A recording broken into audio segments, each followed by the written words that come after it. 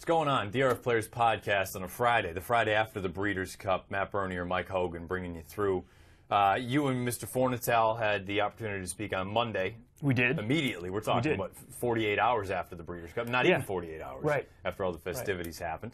So I wasn't able to take part in that, but we're back, and you and I will be able to chop up. We're going to go through all 13 Breeders' Cup races. We'll talk about them, some of them more in depth than others, obviously. If you've never listened to the podcast, this is basically all we do. Kind of rap a little bit, just kind of chop it up, and you either agree, you disagree, but that's ultimately what makes our game so fun. So normally there's three of us. Well, I shouldn't say normally, boy, we haven't had a solid three for a long time. Yeah, we've only had one since Saratoga. Beginning of the summer. Yeah. So it's just a cast of characters that go rolling through. Yeah. This is at DRF Formulator. I'm at Bernier_Matt. We're going to start right off, and we're going to go kind of inverted. We're going to start with the classic Saturday night and work backwards. Makes sense. Let's not bury the lead. No, let's start off with the headliner. Obviously, what else is there really to say? American Pharoah, he does what he's supposed to do, I think, and that was my biggest takeaway. That he was supposed to, after we had the defection of Beholder, the defection of Smooth Roller. It really seemed like this thing was set up on a golden platter for him. Not to mention the defection earlier of Liam's map. Right, going a few weeks prior to that when they actually, announced where horses would go. So it seemed like this thing was going to set up for him in a major way. It certainly played out that way. He runs a hole in the wind, gets a 120 buyer, goes off. They announced yesterday that he'll stand at Ashford 200 for the Coolmore boys for 200,000. Yep. It'll remains to be seen what he ends up being as a stallion prospect, but just based on the sires in his most immediate future, his most immediate pedigree. Pioneer of the Nile has been a good one. Empire Maker obviously has been a good one. So no reason to think he won't be good. Right. But we'll find that out in time. Overall, your thoughts as to were you? I posed this question to Dan when we talked a little bit earlier in the week about we did a very early video about the Eclipse Awards. He's obviously 3-year-old champion. Right. He should be unanimous. Right. He should be unanimous horse of the year. Right. Which one of his performances for you over the course of the season was his signature moment? Was it the Classic? Boy, it's tough. In a way, yes. But in another way, the Classic was the one that had the least amount of suspense for me, because with those defections that you mentioned, I kind of saw him as 80% most likely winner. I would have been very surprised if we didn't see what we saw on Saturday. Sure. And with everything else, the 37 years, being kind of the biggest thing, the Belmont was the one where I was almost a little most nervous. I knew he had it in him. I expected him to win, but just because we hadn't seen that before, there was a part of me saying, boy, I don't know, maybe just no horse can do it, So from that standpoint, maybe it's probably the Belmont. I know the number came back lower. I don't care. The number doesn't matter to me. It was the way he did it, too. And he did something in the Belmont that he also did in the Classic, which I mentioned on the Monday podcast. And I mentioned on the podcast after he won the Belmont. He went the fastest early quarter and the fastest late quarter of any horse in the field. He's done that twice this year. Yeah. I looked it up. I looked up all grade ones on dirt, even sprints this year. Do you know how many times that's happened? Boy, probably only 2. Well, a handful. I mean, other than him, 3. Yeah. And it was Dortmund in the Santa Anita Derby. Okay. Songbird in the Chandelier. She didn't even do it in the juvenile fillies because Dothraki Queen came home slightly faster than her when she was a bit geared down. And then the third one was Wedding Toast in the Ogden Phipps. But that's it. Yeah, and you know what? I mean, I tend to agree with you. For me, the Belmont is going to be the performance that sticks out above all the other ones, above the Classic. Right. I understand this is far and away the fastest race he's run from a speed figure standpoint. Right. But it just it was everything. It was the history, and it was the way that he did it. He went out there, he took no prisoners, and he just absolutely dusted. He ran them off their feet. A very good field. Yeah. And like you say, I mean, he basically just threw down 24s. Right. And that's going to be the real thing for me, among all the other reasons. But that's going to be the thing for me that sticks out the most about this horse, that 25 years from now when I look back and say, wow, and who knows, maybe we'll have had 5 more Triple Crown winners in that time, or maybe we won't have had another one. Who knows? But that's going to be the thing that sticks out to me. Not necessarily him winning the Grand Slam, finishing this incredible feat, and being as consistent as he's been the entire year. There's no, again, I don't want the Breeders' Cup Classic to become sort of an oversight. Right. But for me, it's going to come back to the Belmont and say the Belmont was his defining race of his career. I agree. The way that he did it all, and we'll find out again. Who knows what he ends up being as a sire? I think, and you know, obviously, if you're comparing them, Secretariat's Belmont was just much more impressive for visually impressive, you know, in every sense it was more impressive. But I think it's going to be similar for him. When you think Secretariat, you think the Belmont. When you think American Pharoah, you will think the Belmont. As far as the Classic is concerned, other than Pharoah going through and doing his thing, give me the most surprising aspect of the race for you. That FNX was second. Was it that he finished second, no, or was it where he was running? That he was running second. Okay. That he and you know what? All Mike Smith. I think Mike Smith realized, and I don't know if it was even prior, if it was the plan. Mike Smith realized, if I put this horse out there and make him forwardly placed without engaging American Pharoah, I have a good shot of hitting the board. In fact, probably my only shot of hitting the board. My only argument to that, obviously, not taking anything away from Mike Smith, but Jonathan Kinchin and I talked about it a little bit after the race was over, that I went through, and really, let's go through his biggest races of the year. The Excelsior, it seems like that was so long ago. I'm not going to necessarily use that as a barometer, but look at the Suburban. The Suburban, it looked as though he came from out of it, but keep in mind, they went 23 and 46. Right. So he was never going to be that close, all that close to right. it. You go to the Woodward, he threw a fit. I'm not going to hold that against him. But you go to the Jockey Club, he was much closer, and they were going an honest pace. Sure. So I almost wonder if he's that sort of horse that immediately everyone looked at and just immediately dismissed as a sort of a plotter, just kind of that chugging along, he'll stay the distance. I don't necessarily know that I was stunned to see him sitting second. I don't necessarily think, you know, I thought he was ever a winner. And the fact that he ran second, I'm thrilled. I've always loved the horse, you know that. But I've never thought he was a proper grade one sort. I gave him the chance in the Woodward. He threw a bit of a fit. I picked him again in the Jockey Club. And when he ran outward, and I understand it was a wet track, but that was really for me when I was like, well, maybe he's not all that good. Yeah. I don't want to say he's not that good. He's not a proper grade one sort.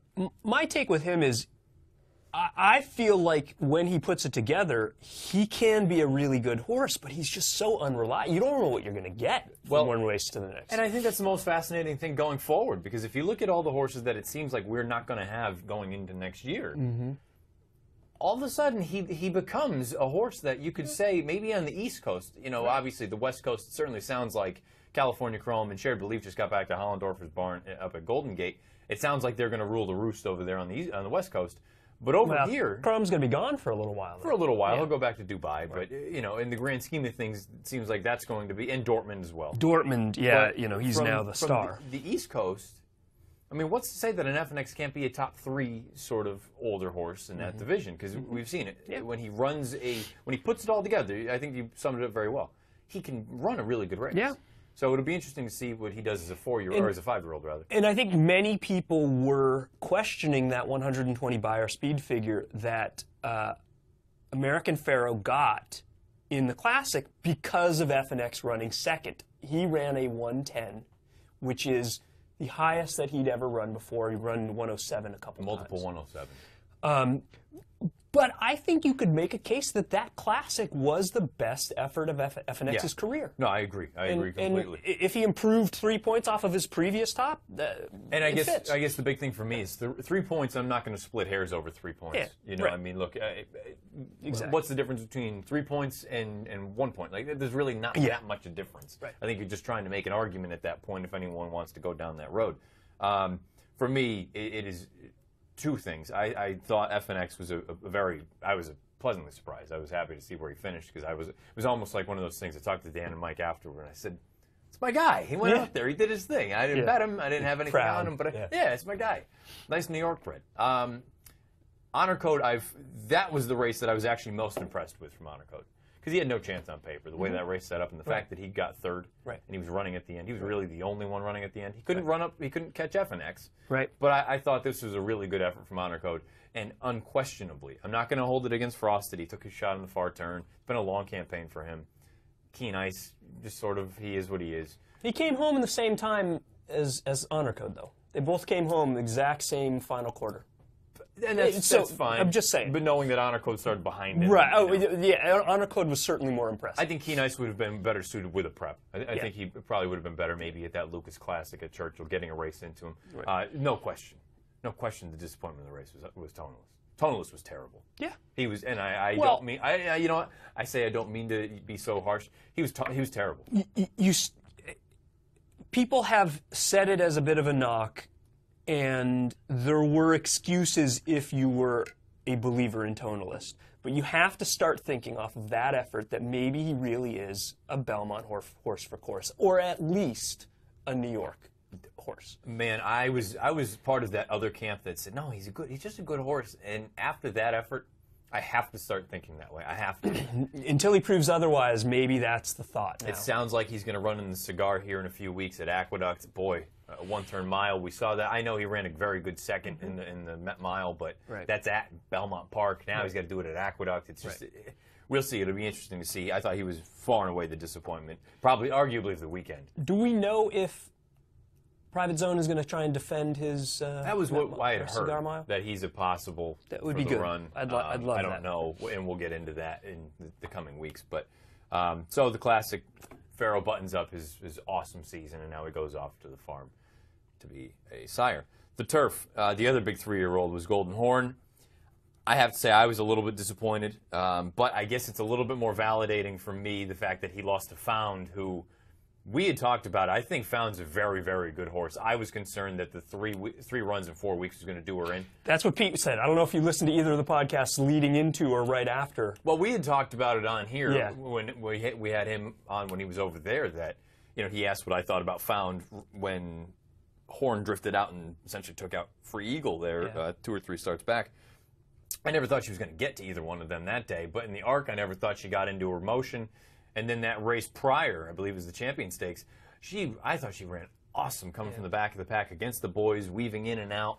I just thought it was going to be way too much to do for her. The fact that 3 races in 4 weeks for a 3-year-old going against older, arguably against the best horse in the world. In 3 different countries on 2 continents. And Pete himself he said, I made those 3 trips. Yeah. I went to Ascot. I went to the Arc. Right. I went to Keeneland. You're like, it's tough for me. Sure. I can't imagine running races. So for that reason, he doubted her going in, and it made it all that more impressive, I think. I thought she was awesome.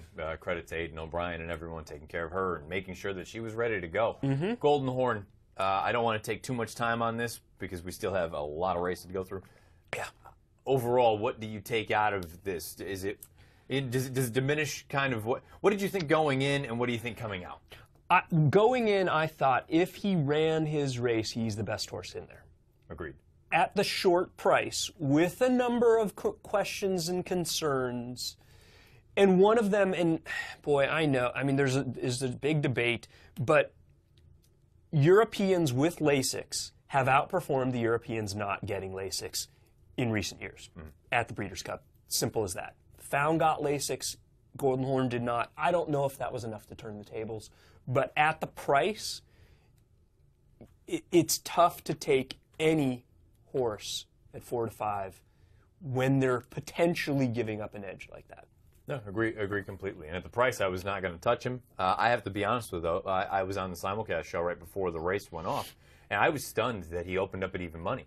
I said, I think that's cold. I thought it was going to be 2 or 3 to 5. Yeah. The fact that he opened up at even and he went off at 4 to 5. But let's also call it for what it is. I mean, this was a horse who he was cranked and ready to go for the Arc, and this was more or less the icing on the cake, and they took a shot. And for me, it's not nearly as damning that he lost. Hey, he ran well. I was going to say he ran a very good race. He lost to a good filly. Right. Do you think this makes her a legitimate contender for 3-year-old filly here in North America?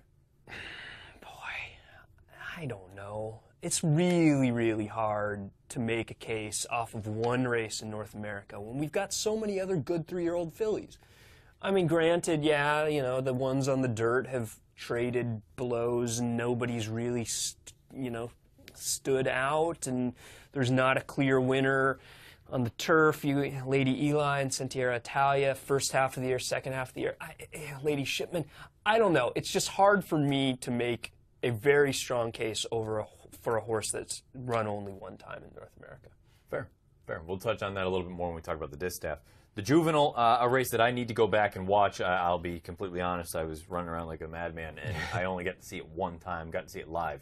I guess I just finally need to tip my cap to the West Coast horses again and say Nyquist and Swipe, they are apparently right now, and I don't know about you, I don't think we saw a classic winner in that race. I don't think we saw a Derby, Preakness, or Belmont winner. No. I shouldn't say that. I shouldn't say that. I need to retract that because there are lightly raced horses in there that I think can be good. The horse that I picked and bet in that spot, I really think he's going to end up being a good horse. Conquest, Big E. I think it was probably just too much too soon for him. Fair enough. Overall, with the Juvenile, what are your thoughts? Again, I don't know about trips. I don't know about anything. Just a quick thought about the Juvenile before we move on. Well, my thought about the Juvenile, I doubted Nyquist going in. I doubted that he wanted to get the distance. I doubted that he was really ready for a peak performance off of, 4 good efforts. I doubted him from that post. And, boy, he made me a believer because you talk about trips, I think he got the worst of it. He went wide all the way around. He was wide on the first turn. He was wide on the second turn. He covered way more ground than everybody else. And even though he only won by a length, 3/4, I don't remember what the final margin was, he ran the best race. Simple as that. With all things considered, he ran the best race. And you're right. I don't know if the way you put it was, I'll say, these horses in that race, they're all going to have to improve in order to make an impact on the first Saturday in May, but it's possible that they might. Right now, based on what I've seen, I think Nyquist is the best of those, but I think the best 2-year-old we saw that day came earlier in the card. And we'll talk about her shortly. Let's move on to the mile. Tepin wins. She gets a 108 buyer, and she absolutely dusted a really good field. Yes. And I think that's the most, couple things. She validated, and I don't know, maybe some of it had to do with the ground. But there's no question. This is a filly who, I can't remember who I was speaking to. I might have been lying the other day when he came by our desks on the other side of the office. I said, she has ultimately, she's taken over the sort of Wise Dan, I'm not saying she is Wise Dan, but the running style. Yeah. Where she is in close attendance to the pace. She's not coming from a mile out of it, and she's not going to the lead necessarily. She's sitting just in, and whether it's dirt or turf, sprint or route, that is the perfect if you could draw up a horse and say, I want you to tuck in behind the leader. Right. And you still have enough in the tank to hold off the horse coming from the back. I just think she's spectacular. Because when you do that, you're also ensuring, or not ensuring, but as close as you possibly can, you're ensuring a good trip. Yes. You are... It's going to be very difficult to get stymied. Yeah, because there's really only 1, maybe 2 horses that you have to pass. And if you're trying to rally from last or second to last, you might get caught wide. You might get caught behind the horses that are backing up. There's a lot more luck involved when you're doing that. And so... credit to Julien Leparoux, credit to the way he's ridden her. He's given her a chance to be the horse that, really she's turned into. And you're right, I don't know if it's that she loves that Keeneland course, especially with a little bit of moisture in it, but because she's certainly shown that she has. But she's also a nice 4-year-old filly that's peaking at the right time. And you're right, she dusted that field, and that was a good field. And top to bottom, that was a good field. Yeah, the margin of victory was only 2.5. She was much the best. Oh, she was 5 lengths the best. There was no way Mondialiste, who was running late, to shorten that margin of victory. There was no way he was going to catch her. No way. Credit to Mark and Norm Cassie for maintaining her fitness, where really she's been good just as long as American Pharoah has. Really going back to Kentucky Derby Day. Right. That was when she got that first graded stakes victory, and she has just been a model of consistency throughout the year. She is a nose and a head from being perfect on the year, from being 7 for 7 on the year. She has not finished out of the exacta in 7 races this year, and this is top class filly and mare races as well as top-class milers from all around the world. I mean, she's impressive. She's coming back as a 5-year-old, and it looks like, I would imagine there'll be a similar sort of campaign. I think the only thing, if there is any knock on her, and I don't even think this is necessarily a knock, but maybe she's a crack miler. You start pushing it to 8.5 or 9. That's maybe when she'll get a little bit vulnerable. But guess what? That's not a negative. It is what it is. Okay. And look, she's the queen of that division, and right now someone's going to have to come and catch her because she's just so far superior in that mile division right now, male or female. Really, really tremendous effort, and I think she sewed up a championship. I do too. You know, there's a bit of talk, oh, Stephanie's Kitten, it's close. I don't really think it's that close. I don't either. I mean, I know Stephanie's Kitten has 2 grade 1s, but the way that Teppan has run throughout the year, and just also with the authority, the way that she's handled some of these fields, I think it's just been very, very good, and I think she's earned herself an Eclipse Award. Let's go to the sprint, where it was billed a 2-horse race going in. It turned out to be a 2-horse race. Yep. Run Happy nips Private Zone. What else is there to say? Run Happy. It's unfortunate that he came along in a year that was, let's call it for what it is. We said it way back at the beginning of the year. Yeah. That we thought we had a very good crop of 3-year-olds. Yes. We've had a fantastic crop of 3-year-olds. Agreed. Because when we said it at the time, it's going to take time, and we're going to need to see how things play out before we can truly go back and assess. Well, we're at that point now, and we can say that we have had a Triple Crown, a Grand Slam winner. We had a 3-year-old, lightly raced sprinter who is a bit of a freak. Oh, yeah. Bit of a freak. Oh, yeah. Well, I'd say probably the best sprinter we've seen in the past 10 years or so. Boy, 10 years, huh? Because we've seen some good ones. I keep saying necessarily. I don't want to put him above Private Zone just yet. Oh, I do. I don't want to say, but I mean, I guess right now, yes. I just think Private Zone's overall body of work. Sure. I think Run Happy is a brilliant horse, but he's going to need to do it for a more extended period of time, I think. I just say, when I think of last 10 years, I think of like just brilliance, that kind of brilliance. That's fair. Like, you know, and I go back to the horse that jumps out at me is Lost in the Fog. Okay. You know, and it's unfortunate what happened with him because, you know, he was an absolute freak. You know, and then who knows how much the cancer and the tumor was even in the Breeders' Cup. I don't know. I know he ran a few races after that, but I can't think of many other absolute freak sprinters, at least, since Lost in the Fog, and Run Happy is definitely up there with him in my estimation. And he proved something that I was a little, like, I was a bit against. I mean, I thought Run Happy was your most likely winner in the sprint, but I was a bit against him because he had a habit of breaking slowly, and against a lot of other really, really fast sprinters, especially with one to the inside of him in Limousine Liberal and one to the outside of him in Ivana Falanovalat or whatever. I thought there was a possibility he breaks a step slow and that hole closes up and he either has to make a trip or he tries to climb. I was just afraid he was going to have to pass horses, which he's never done before, except for that ridiculous freak maiden debut, which is completely another world. Anyway, but against good horses, doing something for the first time, I was at the price at 3-2, which was even shorter than I thought he might be. I knew he'd be favored. I thought he'd be favored, and I thought he'd be 2-1. I was a little dubious, but he made a believer. He came from off he had to stalk and close, and the way he did it, he showed versatility. He's just a freak. You know, simple as that. Yeah, he really is. And I think in any other sort of year, he's sewn up champion sprinter.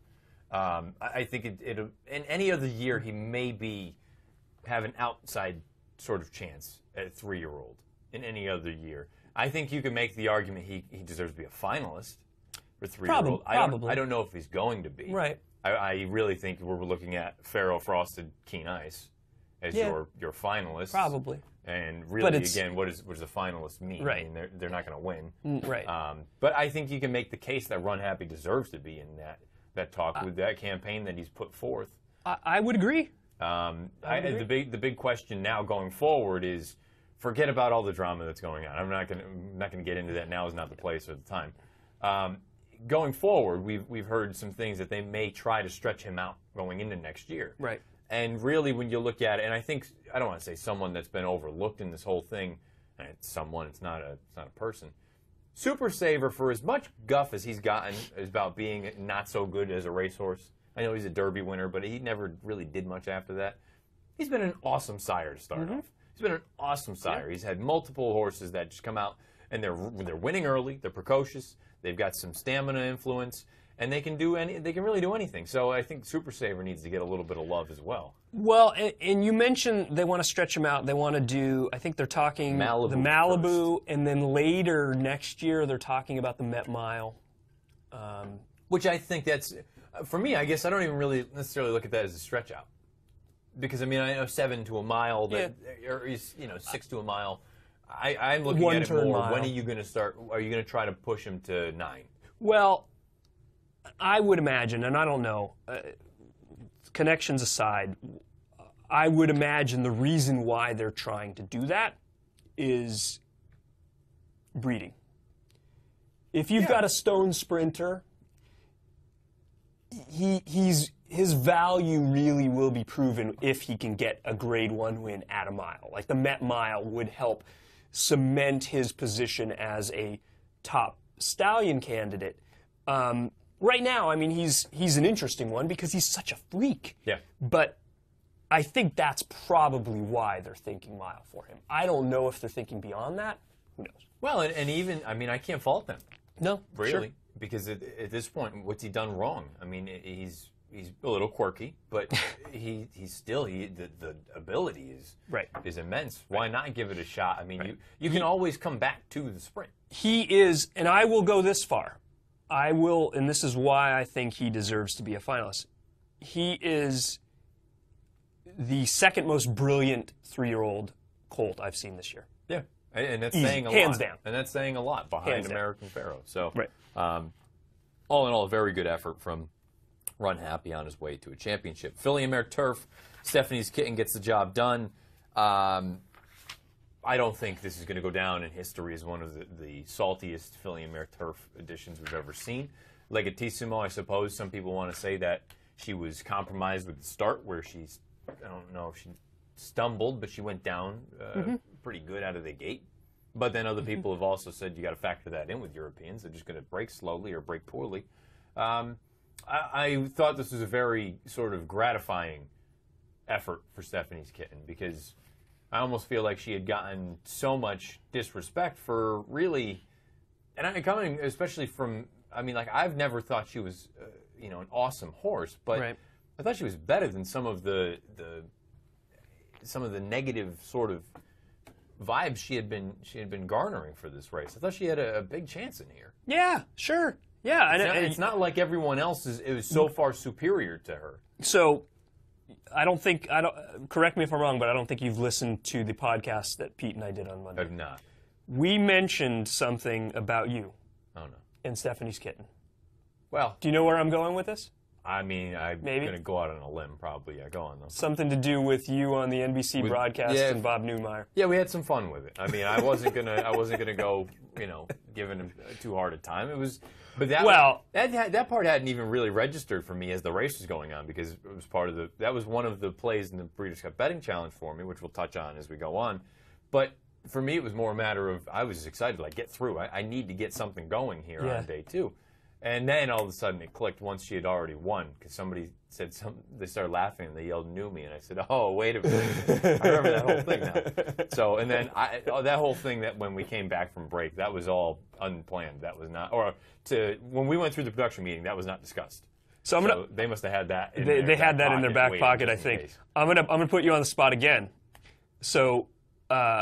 Knew me has emailed me a number of times after the Bet This Not That, and I've had some communication with him.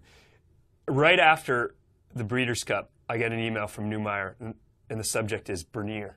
Yeah, and he says, do you have his contact info? So, well, there's reason for that because we're. Was that connected at all? No. No. Because we'll be playing. It sounds like anyway. He and I had talked about it during the week because he didn't know this. Obviously, Bob got sick last year. Right. He had he had a stroke. And right. Normally, though, he would play in the Aqueduct contests in November. So he missed last year, and obviously, I got to play in it last year, and things went well.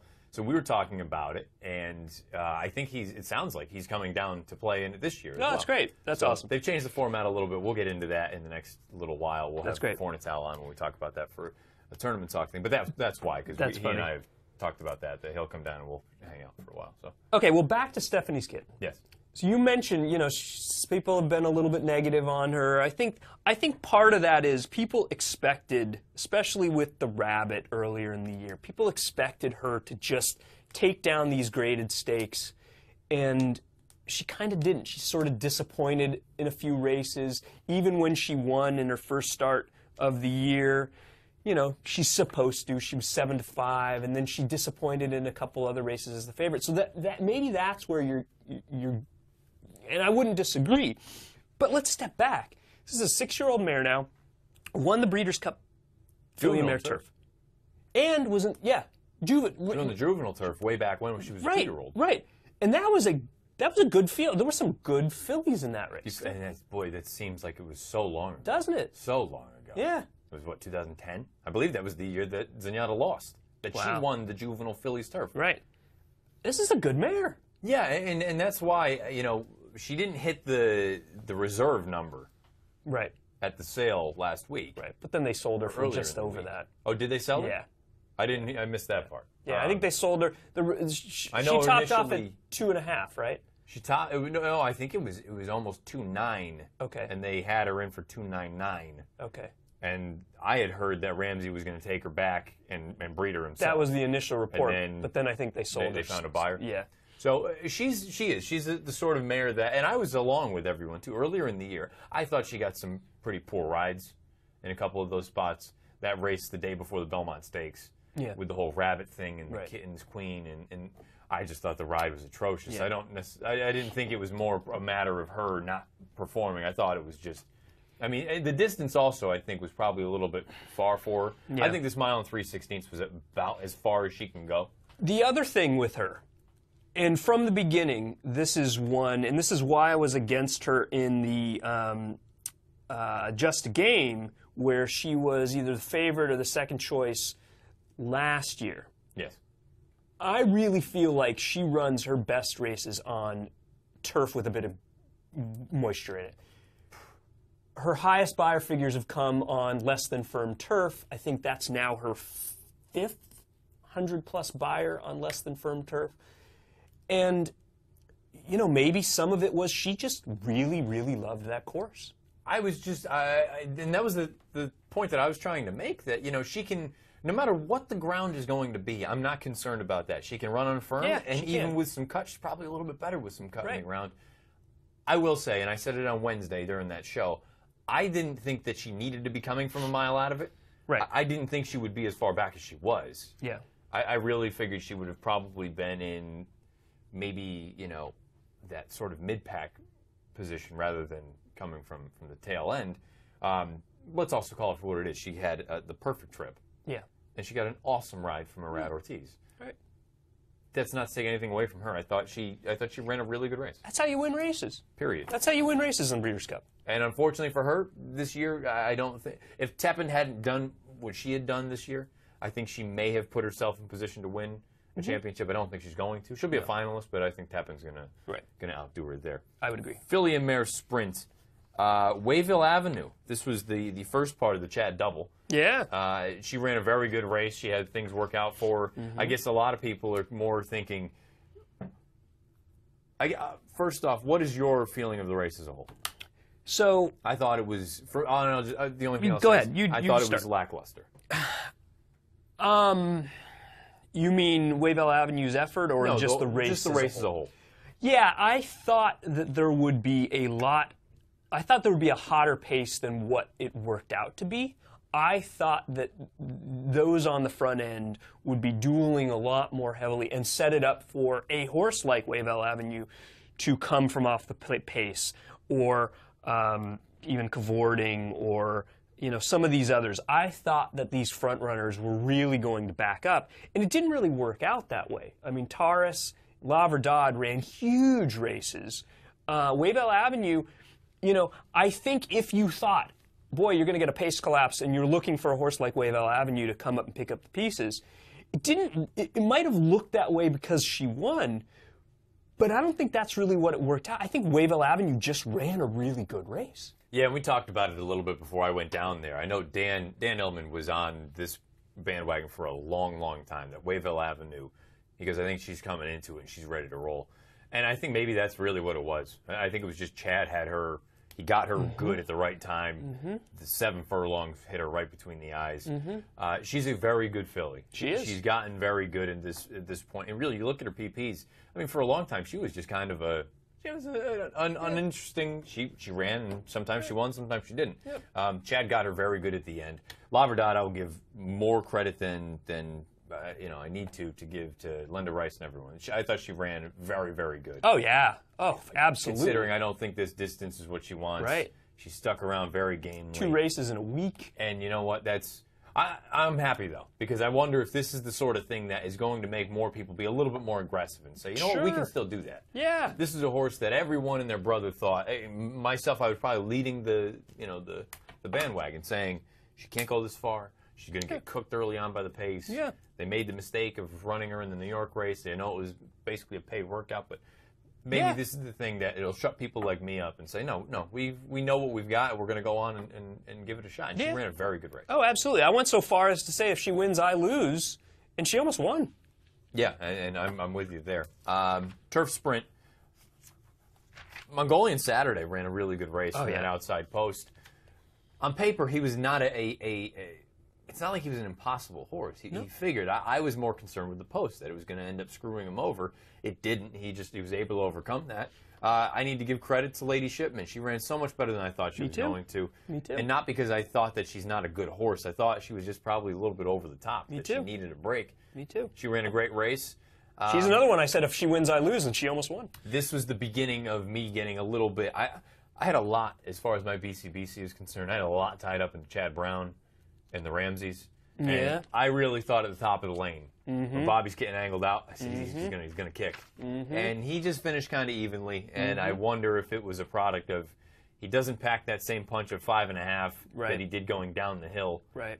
And that maybe in his heart of hearts, he's somewhere between a 6.5 and 7 sort of runner. Right. Maybe a mile, he's still a little bit too goofy. Right. 5.5's too sharp for him, which unfortunately for him puts him in a bit of a pickle. Right. Unless you go out to California and just run down the hill. Next year. Yeah, if he stays in training, which I hope he does, because I think he's got ability. He's just his own worst enemy. But all in all, thoughts on the race? Well, I thought going into this race that this was an absolute scramble, and I thought that there was a chance for a price, and there were probably how many ended up going? 14? In the 14 horses, I could have made a case for 10 of them.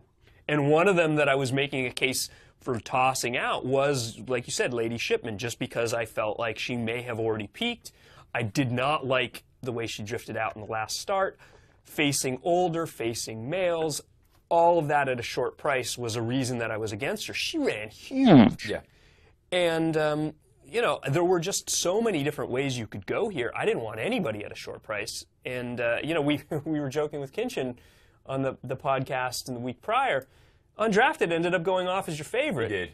He did. And we discussed, that was a big thing where he was upstairs in the green room at Keeneland with Nick Tammaro and Travis Stone and a couple other guys, Eric Bialik, and we're up there.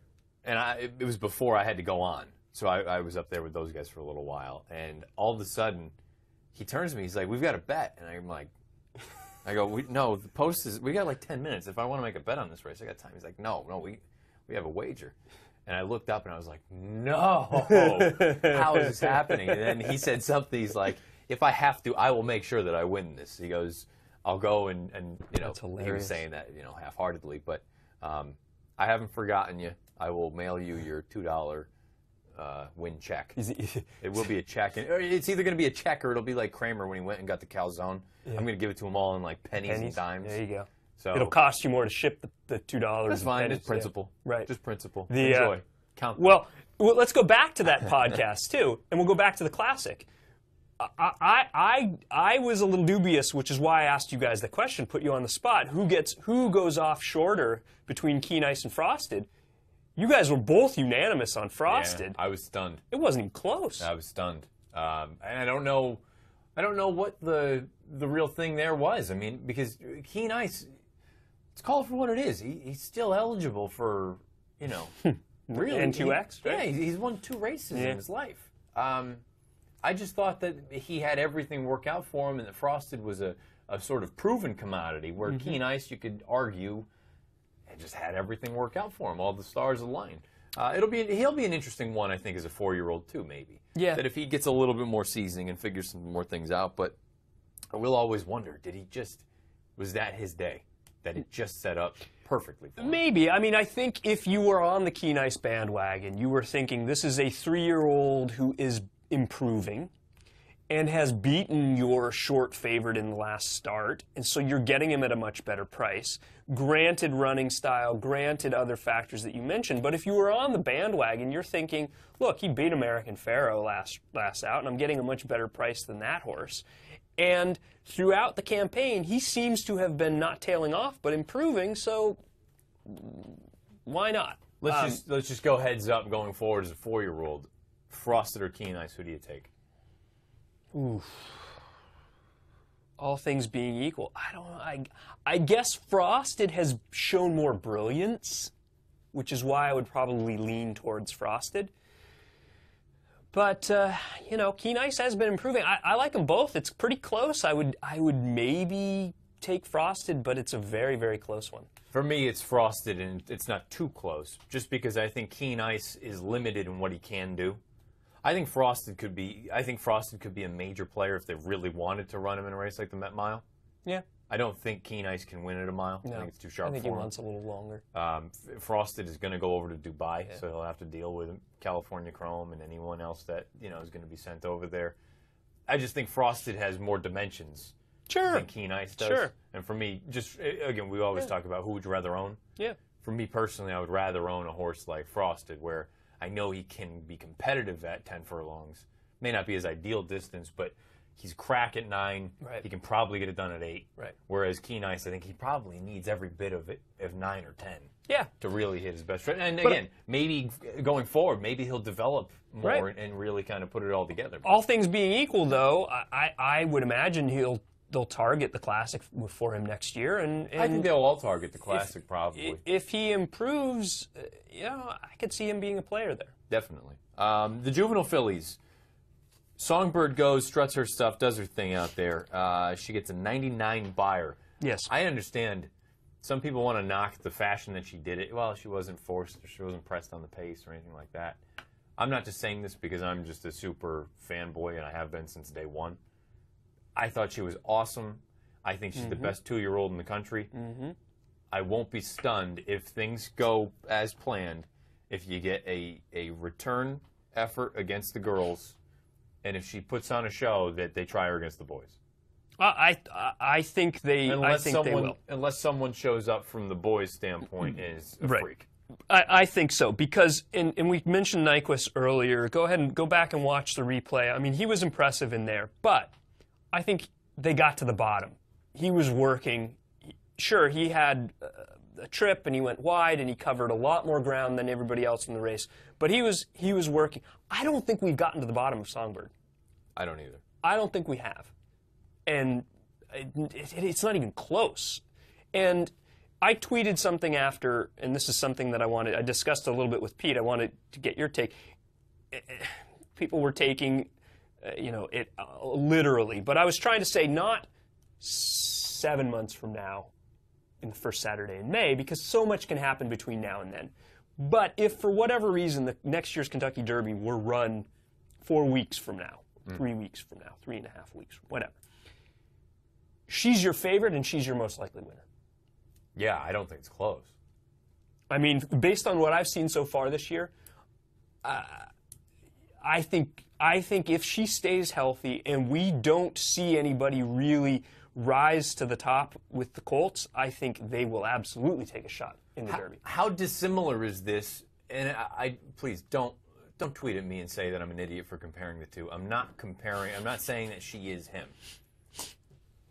How dissimilar from a running style standpoint as at this stage as a 2-year-old was she than American Pharoah? Right. Yeah. Not that much. Right. Where the questions could be, everyone can bring up. Well, she's never sat off. He's looked her in the eye. Passed. Right. Yeah, right. No. Boy, the way that she moves. Right. I think she's really, really good. Yeah. I said it after I tweeted it. I mean, I've loved her from day one. When she broke her maiden at Del Mar over the summer, she just had that look. Yeah. We talked to Brad Free in one of the Del Mar reports, and he and I were on the same page, and it was just a matter of she just looked different. Sure. She looked professional, and in her first career start, and I don't think she needs the lead. I really think if you go back and watch that debutante, Pretty and Cool does stick her head in front of her, and it's not like all of a sudden Songbird got lit up and swelled up and said, I'm going again. Right. I think, I mean, Mike Smith could have shut her off if he wanted. I think she just was just that much better than her. Right. Based on what I've seen from her running style, sure, she gets the lead just because she's so fast early, but she looks like the kind of class and the kind of filly that can take whatever's thrown at her, and I wouldn't worry about her going forward. The question now becomes, is she nothing more than, she obviously is good, but is she just a precocious 2-year-old? And when the girls catch up to her, will they catch up to her, or will she continue to progress as well? Right, and that's part of why I said, not necessarily talking for Saturday in May, but if the Derby was run in a month, yeah, I think she's a standout. You know, and people were like, oh, if the Derby was run in a month, American Pharoah would still be eligible. That's not my point. No, you're right, exactly. You know, well, you can't. Come on. You know, some people just want to be idiots. Right.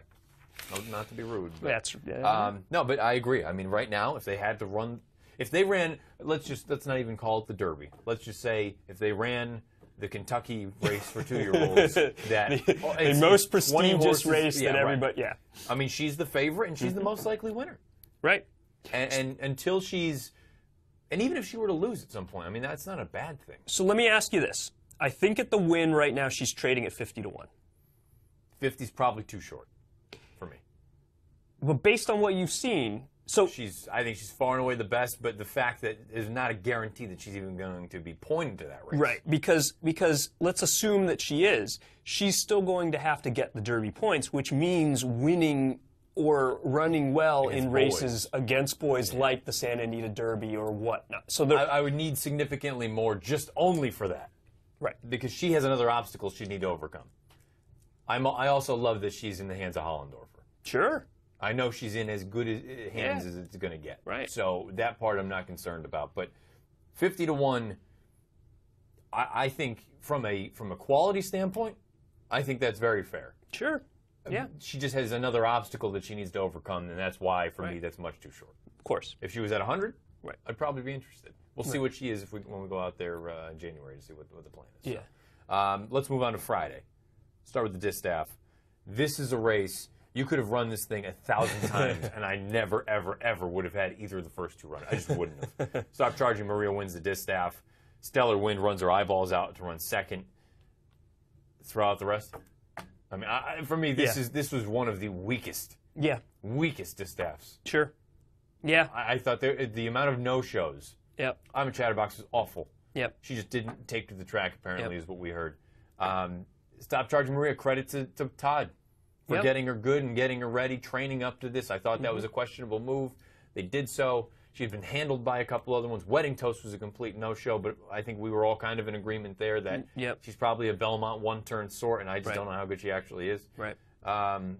Boy, other than that, I mean, what is there to say? Well, so I will say this. And Behold is in that field. She wins by 50. Oh, absolutely. Absolutely. I will say this, and this is not redboarding because I did not have her at all. And this is something that I learned after the fact. Our buddy Wayne says, hey, every horse that's spent significant time on the rail on Travers Day improved in subsequent races. And she was one that spent significant time on the rail on Travers Day, one of the undercards, and stepped forward with a big effort. So his feeling is the rail was not the place to be on Travers Day. Take that for what you will. I don't know. I went probably 6 different ways. I could have gone 10 different ways in the distaff. Put it this way, the rail is not why I did not like her. I mean, Fair enough. I just never ever thought very highly of this horse. I don't think she's that good. Yeah, no, she's... You know, rail bias or not. Right. I used her defensively in trifectas that I played in the contest, but I keyed around I'm a Chatterbox who, going into the far turn, I go, she's going to run last. So the fact that she came actually back to run 5th or 6th, I think that's an indictment on that field. The concern I had with I'm a Chatterbox was partly the trainer, Larry Jones. Rarely ever runs his 3-year-olds. He has a lot of graded stakes wins. A lot of graded stakes wins. Maybe a higher graded stakes winning percentage on dirt than any other trainer in the last 5 years. He rarely ever runs his 3-year-olds against older. He was 0 for 4, all of them off the board, all of them at short prices in the last 4 years, 3-year-olds against older in graded stakes. I'm a Chatterbox, he's now 0 for 5, all of them off the board. I knew she was going to be short. I knew the 8-1 in the morning line was not. I never thought 3-1. I did, and here's why.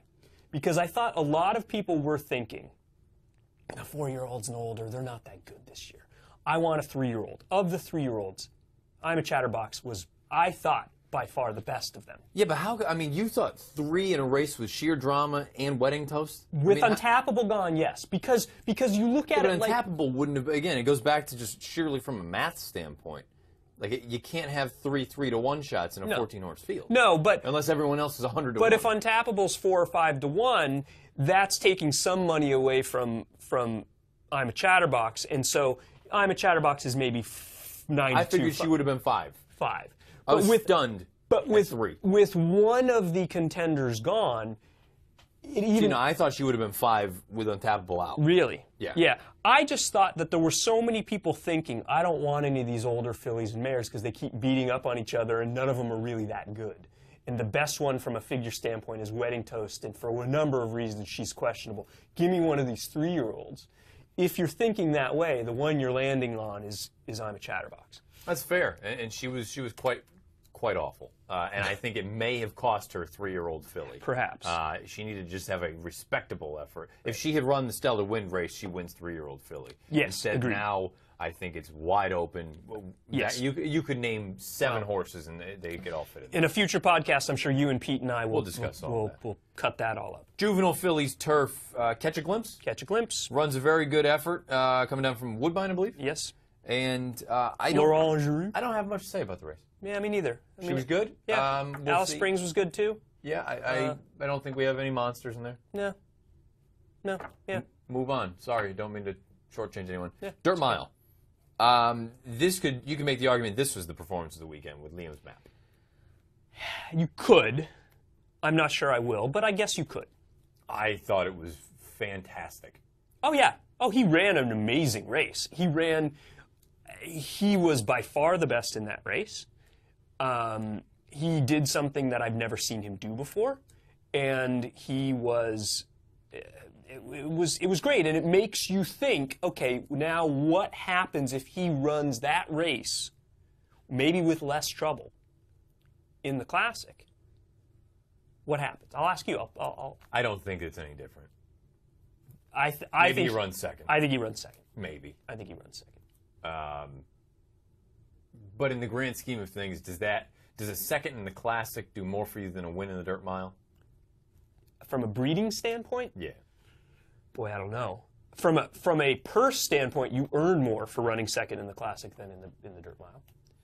And you also have to think about it from the West Point Thoroughbred standpoint, because they are part owners. Well, not that much. Well, but it got some attention for their enterprise. Sure. And winning a Breeders' Cup race, does that get more attention for your enterprise? I guess that's kind of my thought. That I guess if I'm putting myself in that spot, And boy, this was like the most scrutinized decision going into the Breeders' Cup, to run in this race compared to the Classic. And coming out of it, everyone's saying, well, you know,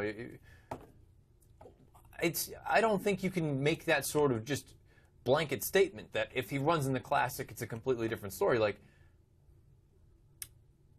as good as the horse was.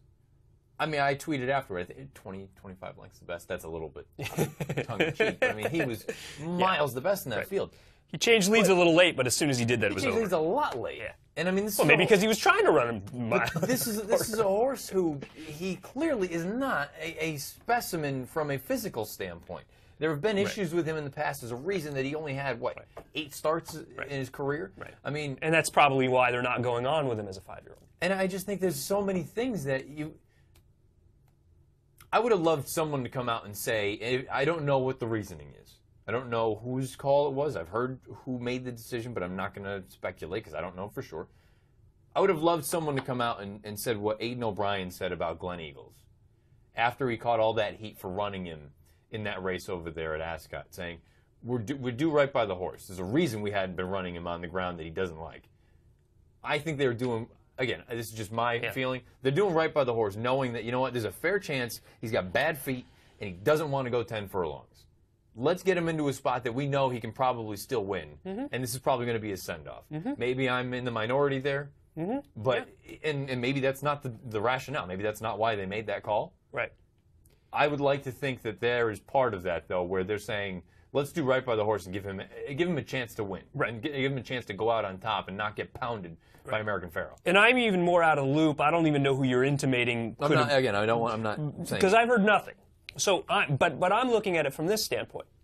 We go back to the distaff again. If Todd Pletcher wins with Stop Charging Maria, he couldn't have been very confident about his chances in the distaff, even having 3 in there.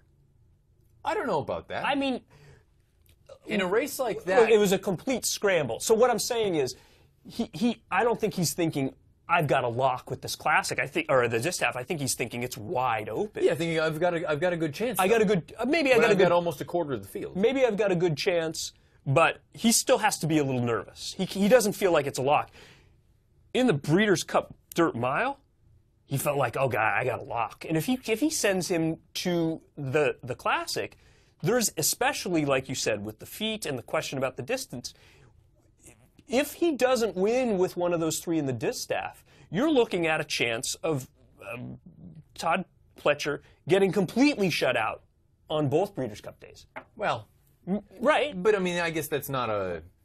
I mean, it's happened before, certainly. Yeah, and that's my... And it kind of, I feel like this goes back to the whole argument with him, like, oh, well, your Derby record's terrible. Well, it's hard to win a Kentucky Derby. Like, it happens once a year. Right. Like, I'm not going to... If he had gone 0 for 3 and he had a couple horses run 2nd and 3rd, like, I'm not going to say this was a disastrous Breeders' Cup. No. And I'm not even getting there. I'm just getting to prior, when you're trying to map out where do you want your horses to go and who's the most likely winners, you're thinking, okay, we got a chance with 3 of them in the distaff. But if Liam's map goes to the Classic, you feel confident about Dame Dorothy and Sweet Whiskey? No, I don't think that's factored into a decision. And you know you're running against the Monster and Songbird. I think you're more looking at it saying he is the most likely winner of the Dirt Mile. Yes. In the Classic, he needs to beat what some people would argue is the best horse of the past 15, 20 years. Right. Yeah. You know, and that's... Easy, and I'm not saying I'm making that argument, but you know what I mean? Right. When you put it in those terms, it's an easy decision. It's a pretty much a no-brainer. And I guess what? I bet you his heart was in his throat when he misses the break and he's ranker than rank and Javier gets him into a bit of a pinch and he's got to take back a little bit. I mean, there were 3 different audible gasps from all of us watching this race where he missed the break and I'm going, oh my God. This is, insane. He might be off the board. Insane that you're 1-9 opening up in a Breeders' Cup race. That's a joke. Right. Whoever bet him, God bless you, you won. Yeah. What are you doing? It's a Breeders' Cup. Now look, he made it look like a gift at 3 to 5 or whatever he was. You're not supposed to be betting a horse like this at 3 to 5. Yeah, but there was a point in the race where you were nervous. You were nervous out of the gate break. Yeah. Now I'm watching. I go, okay, well now he's got to pass a horse. Even on the back stretch. Down the backside, Javier, he's throwing his head around. Javier's got him into a little bit of a tight spot. Got to take back a little bit. Now everyone gasps again. And then around the far turn, when he finally finds that opening, and I go, this is a joke. This is a joke. Right. I mean, he's right. This is a minor league ball or a major league player against double A players. It's like a rehab start. And the other thing too is this is not a bad field. No, Lee is a good horse. Right. Red Vine, I was very disappointed in his effort. I thought he should have been better. But there were some good runners in there. All right. There were some good runners in there. So Liam's map. Wicked Strong is even all right. Wicked Strong, very good horse. Good effort. Liam's map. Hats off to the connections for making what I think was the right call, no matter what anybody else thinks. That's your opinion. The flyer game is fun. The last Breeders' Cup race, Juvenile Turf. I think Hit It a Bomb might be a freak. We talked about it when we had Pete on. That race that he ran over at Dundalk, I believe it was. The synthetic The synth race. Yeah. The way he kicked on. Right. So he looks like a freak. Right. Now, what did he beat? He beat a lot of girls in that race. Literally, he beat a lot of girls. The majority of that field was female. So if you want to make that argument and say, well, and maybe they were thinking about the juvenile and not the juvenile turf, whatever it may be, then he gets the 14 post, and you go, right. No chance. Yeah, the post was, oh boy. Great ride from Ryan Moore. Yeah. Proves why he's probably the best jockey in the world. Yeah. With 2 Breeders' Cup wins this weekend, and 3. 2. 2. He won with Found. Right. But this 3. horse, did he win 3? Maybe. Can't remember. He won with Found. Didn't he win with... Was he on? He wasn't on Catch a Glimpse. No, he was second on Legatissimo. Legatissimo. But, I mean, look. On a course that maybe not all the horses took to, his horse kicked on like a freight train. Did he go back to England on Sunday and win a Group 1? I want to say that's right, but I don't know for sure. He may have. He's the best jockey and in then the world. He no went, disrespect then to he Javier went, or anyone over here who right, are best. Right. Then he went down and ran in the Melbourne Cup. Ryan was the best in the world. Yeah. I mean, he just is. Yeah. He won how many races at Ascot this year? Yeah. 6? I don't know. Something stupid like that. I mean, he's the best. Right. He's the best. And this horse, I think, is very good. Oh, yeah. I think he actually may be legit over there. And I think so. Maybe you're looking at a sort of, 2,000 guineas horse. Then why can't he? We'll see, yeah, because he did look like a freak, especially winning from that post, and he was the best in there. He rolled home. Yeah. He rolled home over ground that again. Friday was probably a little bit more on the wet side than Saturday was, and he just not an issue at all. Right. This is a very good performance from this horse, and I think he's got a big future going forward. So that more or less wraps up the Breeders' Cup talk. We'll quickly touch on, because we've been on for about an hour at this point. Breeders' Cup betting challenge for me, I'll give it to you down and dirty. Not enough good opinions. Okay. And probably some rust. I made some errors. So by good opinions, do you mean strong opinions or opinions that were right? Combinations of the two. Where I thought the filly and mare sprint, I wasn't ever going to have La Verdad, so it is what it is. But a bad decision where I keyed around the horse that I picked on top, Super Majesty, knowing that she had to prove so many different things. She had to pass horses, she had to beat better horses. Right. That's just a dumb decision. Stephanie's Kitten, going into the race, all along I had it mapped out. I was going to have 500 to win and 3-horse $100 exacta box of her, the third place runner. Yep. Queen's Jewel, and Legatissimo. Okay. Now, hammer that try. Well, so that's the thing. So in hindsight, maybe you should have played $10 or $20 tries and played the $100 exacta as well. The difference was I felt a little bit defeated at that point into the day, so I still played 500 to win. But then instead of the $100 exacta box, I added Sentiero Italia, who ended up running 4th. So there's a super for you. Again, I don't have anything on it though. And I also added who's the Freddie Head horse? Miss France? No, Freddie Head was the Queen's Jewel. Miss France was the other horse, though, the French horse that I added her. So all of a sudden, I cut it down to $35 exacta instead of $100 to get more coverage. Obviously, I didn't need to do that. So again, just poor decision making there, and not enough good opinions. I mean, it's hard to. In hindsight, I shouldn't have tied up as much money into the juvenile as I did. But I looked at that and said, this could be the final chance for me to make a big score before we get to the turf and the classic. And I had, I think, $2,500 tied up into, or all around, Conquest Big E, knowing that, you know what, this is probably too much too soon, but at the price. If he hits the board, right. I've got something there. At the end of the day, I was never, ever going to, credit to the winner, who a $4,000 exacta box of Found and Golden Horn. And when you put it as simple as that, the difference is it's not that was a super interesting opinion. It was that you had the gumption. Oh, yeah. To put $8,000 on the line. Right. And say, I'm riding with these two. Right. And that's really when it comes down to it in a live money contest, you've got to be able to say, I'm going for it. And you know what he did, knowing that if he hit the next race and the last race, there is a legitimate, not a vulnerable, but a very legitimate odds-on horse.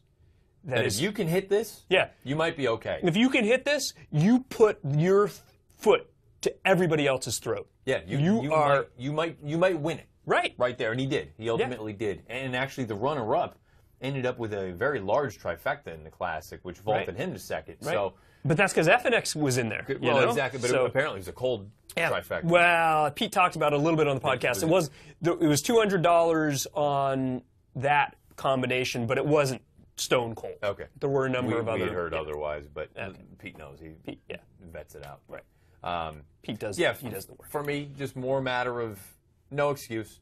Yeah. You know, I had somebody else say, well, you know, you've got all this other stuff going on. And I said, but not an excuse. It wasn't good enough. That is a good approach to take, but I'll ask you this. Did you learn something that you think could make you better for next year?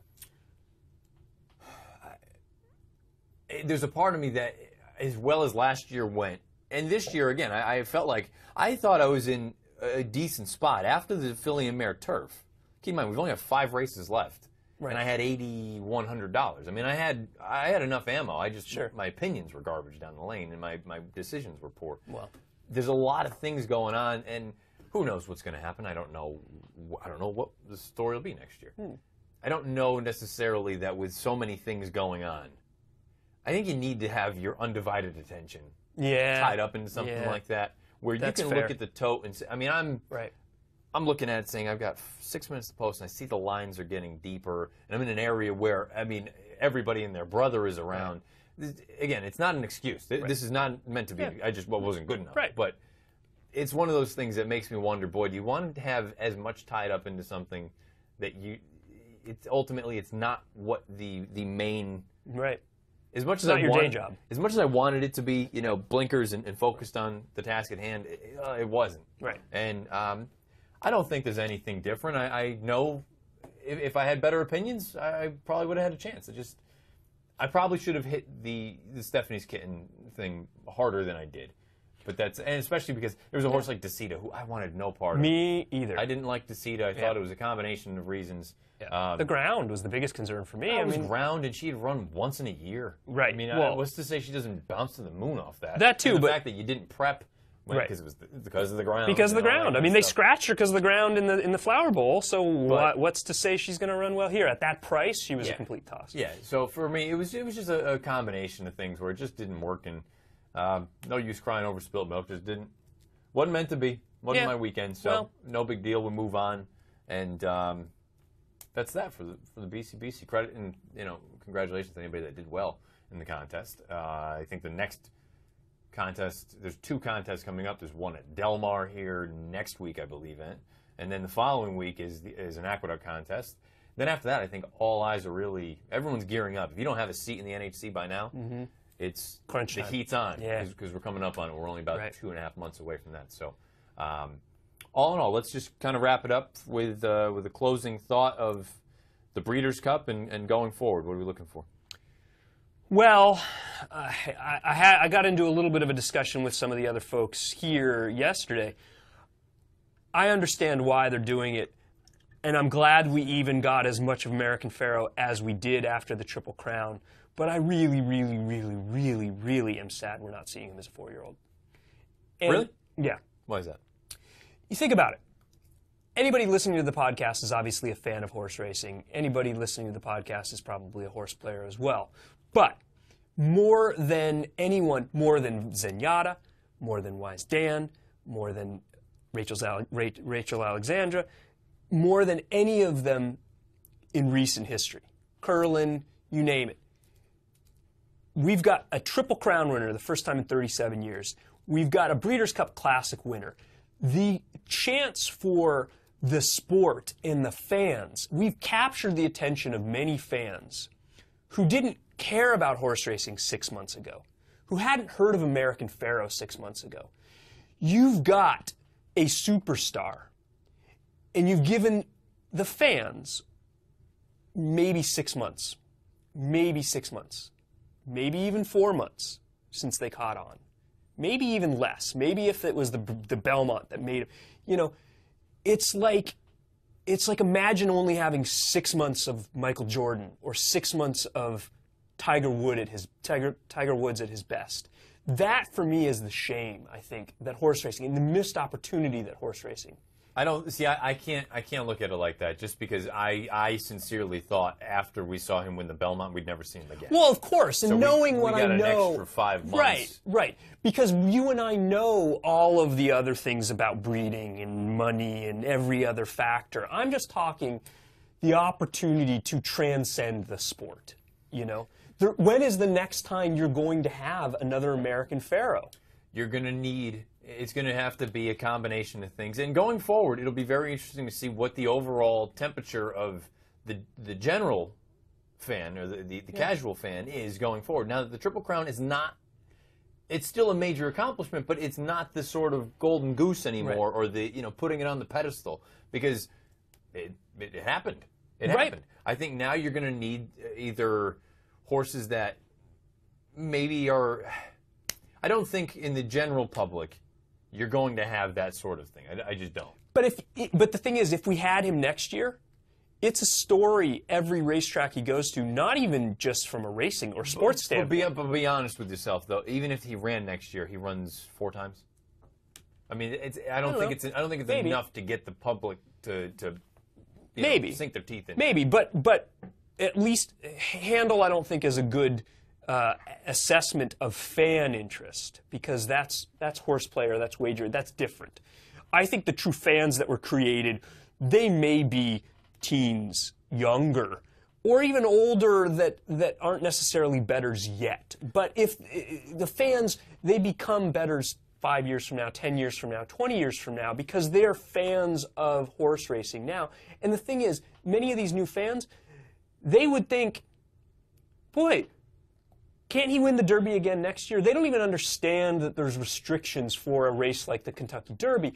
And I'm just saying it's sad that you got this superstar who transcends the sport and you only gave him 6 months in the spotlight. This is the one time where I'll disagree with that and say I think they did. You have to give credit to the Zayats and everyone. The fact that you could have easily... I don't think anyone would have really given you any sort of grief for saying, hey, this is a business decision. We've got to do this. I will not disagree with you at all. I'm not knocking them for what they did at all. I'm not saying that you are. I think it's just more a matter of, boy, I think we got the icing on the cake. Yeah, this is me being greedy in a way, not just as a fan, but as an opportunity for the sport to really transcend what it had. Because you look at it like, okay, you created these new fans, and they're like, oh, I want to see American Pharoah run again, and it's like you gave them 6 months. And it's more than they had before, but are they going to care about the Florida Derby? Are they going to care about the Triple Crown again? Well, I guess for me, it also comes down to, and this may just sound very negative, no matter what that horse did, I don't think he's going to have... He'll have a lasting impression on the normal racing community. I don't think he's going to have a lasting impression on... Whenever anyone talks about a Triple Crown winner or the Belmont Stakes, it's not going to be American Pharoah. It's going to be Secretariat they talk about. Maybe, but the thing is, I think back to...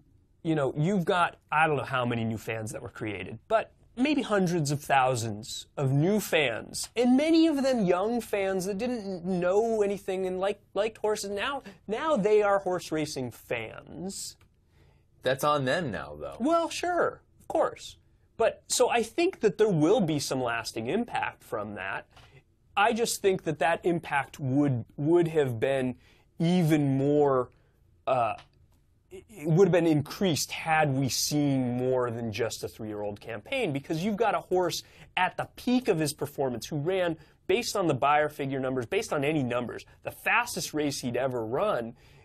it's a shame in the sense that you're taking him now out of the competition, because the fans don't care about, oh, he gets to breed and we get to see his babies 4 years from now. You know, man. But I guess when it comes down to it, what makes this game actually feasible? Well, sure, money. Of course, and it's the same. It's not with just money; it's wagering. And let's also call it for what it is. Whenever let's say he ran as a 4-year-old, every time he showed up, that's not a good wagering opportunity. Doesn't matter. From the money standpoint, they can sell tickets and whatnot. That's obviously a big draw. Look, I have no complaints that he's not coming back. I think this is more than we could have possibly asked for. And going forward, it's kind of what we've talked about with some of the things with, like, as far as handicapping and some, you know, maybe it's a new person coming along. We can show you the stuff, but I can't hold your hand and bring you through it. He's not going to be here for the next 7 years. Of course.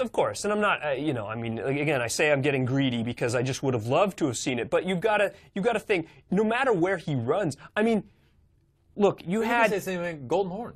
I mean, he's not running next year. Well, yeah. I mean, that's just the way the game is, though. But my point is, over there, he was he was a draw. Sure. Frankel was a draw. Now, granted, they gave Frankel a 4-year-old campaign. But I mean, look, I guess I'm just not bent about it. No, I'm not. Believe me, I'm not saying I'm bent about it. I'm not criticizing. I just think back to when they announced that he was going to run in the Travers. That was on the scroll. That was breaking news. Just announcing American Pharoah will run in the Travers. You didn't even see that with Beholder beating the boys in Pacific Classic. So that level of transcending the sport, there was only one horse in North America that could have done that. You didn't see that in, you know, Zenyatta will run against the boys. Well, you did, though. You did. I mean, not to that level, I guess. Because I remember it was not breaking into. But I guess that's the difference. Like, this is not the norm. No, I know, and that's what I'm saying is it's lightning in a bottle. We had a chance as an industry to transcend, and I understand why they did it, and I am not criticizing them at all for why they did it. And in fact, I feel even blessed to have been able to see as many races as we did after the Belmont. I just, again, when I say I'm getting greedy, that's why. It's because I think there was you know, those fans that you've drawn in, you know, you've taken their superstar away. Just taking the other side of it, though. Let's say you run him again as a 4-year-old. Then what? He's going to go away. That's fine. Yeah. But I mean, what? So I think the same thing is going to happen, though. Yeah. At the end of that. No, I know. At the end of that 4-year-old campaign. But horses are. I mean, horses. Those new fans. He's going to go, and then it'll be. I don't think it'll be any different. There's just so many things. He can't do anything more. Realistically, he can't. I mean, no. He's done everything in North America that's there to do. Right. And if he came back as a 4-year-old, and then at the end of the 4-year-old campaign, they say, okay, it's time to wrap up on him. He's going to go off and be a dad. Well, those casual fans, just because you capture the casual audience, they're not the ones, I think, that are going to make the business go.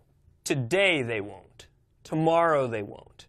But, you know, we mentioned her only in passing. Maria Burrell, as a 6-year-old, saw Sunday Silence, and that was enough of an impact on her that she got a tattoo across her back of Sunday Silence, and then wanted to be a jockey, wanted to be involved in horse racing. I think those are the opportunities that lay the groundwork for future fans and future horse players and future people within the industry that they want to be involved when they have these experiences at formative ages. And it was the same for me. I wouldn't have cared about horse racing at all if I didn't have a grandfather, and you know, if I wasn't exposed to it. As we've got a chance, we've now exposed so many more through this horse. Yeah, but we have got so many opportunities already. I mean, we've got the big four. We have the Breeders' Cup and we have the Triple Crown. I mean, other than that, I don't think this is a situation where I almost wonder, like, you have a very, no matter what anyone says, you have a very core group that are into this game. It's a very niche. Oh, sure. Niche for thing. Sure. I don't all of a sudden think this is going to become, You know, No. And even with this, you're going to get people that will come in no matter what. You're going to have people like me that just randomly stumble upon it and say, well, this is kind of interesting. Right. Don't get me wrong. I mean, in the example I would use, the analogy I might use is something like the Olympics. People don't care about track and field in the other 3 years. People don't care about a lot. But I guess that's my point, though. Like, you were going to take him away no matter what. And the minute he's gone, it's over. Sure. Of course. Athletes retire. Athletes always, you know, and there is a point where they leave the game. That's fine. I just think that for the casual fan, 6 months seems a little short. That's all. I'm going to, and as our final piece of this. Okay, you take the fun. I would be much more interested in seeing, from a viewership sort of standpoint, or a popularity, if he came back as a 4-year-old, hypothetically, compared to the hypothetical scenario where he's retired now, and we have another horse go for the Triple Crown next year. What would be the parallel? Would more people be interested in seeing an American Pharoah run in a Santa Anita Derby or a Santa Anita handicap, or would they be more interested in seeing an unknown new shooter coming through and trying to win the Triple Crown? The former, and here's why. If that's the case, I think we have a problem. Here's why. Because listen, think about it. If you had a Tiger Woods go for, you know, the Grand Slam, he takes it down and then he's like, I'm done. There's no reason for me to be any better. You create new fans through that superstar. Michael Jordan made the NBA as successful as it was because you had Michael Jordan, because you had the Bulls dominating. Parity in most sports is not what draws new fans. So if Tiger Woods said, okay, I've achieved all I can at 28 or whatever, how old it was, I'm done. What else do I need to do? Now I'm giving a chance for somebody else to step in. You are taking away the biggest draw of that sport. That's a very good point. That's a point that there is no argument for that. That you're taking away the biggest draw. And so that is why I say that. That's why I say I feel like I'm greedy, and when I say a missed opportunity to expand, that's why I use that analogy. I think it's very fair. Maybe this is just the cynical side of me saying, even if he were around, I don't think much would change. You might be right. And I think the other problem too for us in the business, that the difference between a Michael Jordan or a Tiger Woods or a Wayne Gretzky or a Tom Brady or whoever else, we don't see the horses nearly as frequently as we see them. Right. You know, whether if it's football, you see them once a week for 17, 18, 20 weeks a year. The NBA, they're going to be on 3 nights a week, for the majority of the year. The horse, in the grand scheme of things, if he came back as a 4-year-old, let's say he ran 5 times. Right. 5 times in a year. That's a difficult thing, I think. I almost wonder, would you continue to stunt any momentum you got? Wow, he's back, and then he's gone. But similar to the Olympic sort of thing. Right. But to your point, Tom Brady playing a football game is not news outside of sports, whereas American Pharoah showing up here, American Pharoah going to Monmouth, there is a media contingent outside of sport that follows it around. Well, local and even national. I mean, national didn't go to Haskell. They didn't really look at the Travers. Yeah, but it's local news and it's big news, and like I said, you get the scroll of American Pharoah is going to be competing in the Travers. That doesn't happen in our sport. They don't break into any other, even any other sporting event to let you know that, let alone. I wonder if at some point it would have been like, oh, cool. Maybe. This year, just because it had been so long. Maybe. And that they actually went on with it. I wonder if this was the perfect ending. But and that's the other thing too. I think people want to see. You don't want the Travers to be the lasting image. Right. No, of course. Him running a hole in the wind. Yes. Maybe this is it. This is the perfect. Oh, I agree. From a legacy standpoint, it's a. But I mean, even from a fan standpoint, do you really at this point? He did it. Yeah. He did it all. He did it all the right way. I mean, you leave them wanting more, and at least there's that. But you know, I mean, I think there are a contingent of the fans that probably do want more and say, well, you know, I just became a fan of this horse, and now he's gone. And like you say, your rationale is spot on. I think that's very accurate. It's one of the things about our sport that, you know, we can't really control much about it. Right. It's disappointing, but let's just be thankful that he put on a show last weekend at Keeneland, did his thing. He goes out riding high, 120 buyer. Yeah.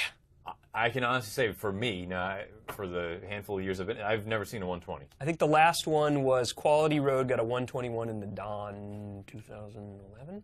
Okay. So, I mean, few and far between. Right. Then you look at the classic winners. I think there have only been 5 120-plus buyers. Yes. Last one was Ghost Sapper 2004. That I do know. It was a 124. So, I mean, this was a special horse. And the last 3-year-old to get a 120 was Bellamy Road in the 2005 Wood. When he freaked out. Special horse. Yeah. He did what he was supposed to do. He wins the Grand Slam. He goes off to stud, and we will hopefully see his babies here in the next 2 to 3 years out on the racetrack. 3 to 4 years, whatever it is. Because 2016 he'll breed, 17 they'll be born, 2019. We've kept you much too long. Thank you for listening. Hopefully Thanks for watching. It's the DRF Players Podcast from Mike Hogan, Matt Bernier. At some point, we'll see you next week. Mike will be here. I'm sure I'll be back now that things are a little bit quieter. We'll get Tuesday. Can you do Tuesday? We can probably pull Tuesday. That would be awesome. So maybe you and Pete and I can slice chop it all up a again. little bit. Best of luck this weekend. Thanks for watching. Thanks for listening. We'll talk to you next week.